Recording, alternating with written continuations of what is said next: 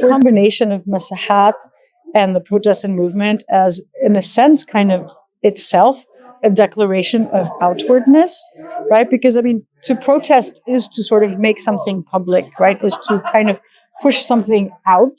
And obviously movement is also a sort of sense of transformation.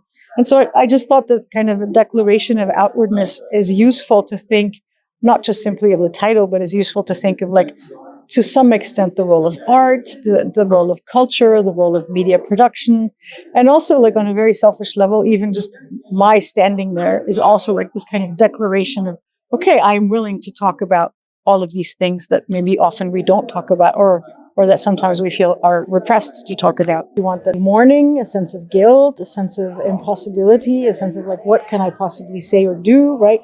And so you feel very paralyzed, right, because of the constant violence or the nonstop and horrible kind of violence. We are fragmented, we are spread all across the world, and that we often, and I guess my challenge is to push us to not think of that as somehow lacking, but to think of it as a kind of strength, right? So what can we do by already being fragmented? What can we do by being kind of everywhere? How can we think differently?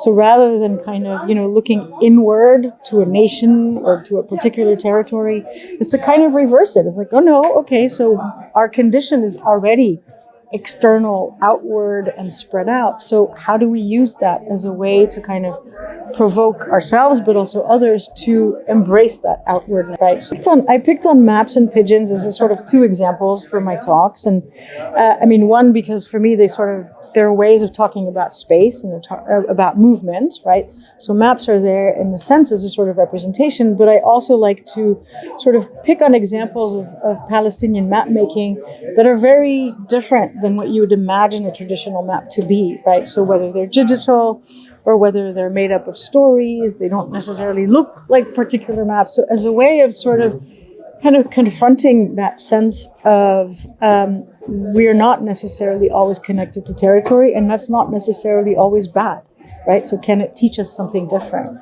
And then the pigeons as a way of, again, sort of movement, but as a way of trying to kind of come up with different, more subversive means of building infrastructure, or ways of thinking about how do we connect, not necessarily through only digital means or means that are open to surveillance, but through things that are much older, but also through things that kind of work precisely as subversive kinds of mechanisms that are also there about outwardness and connection.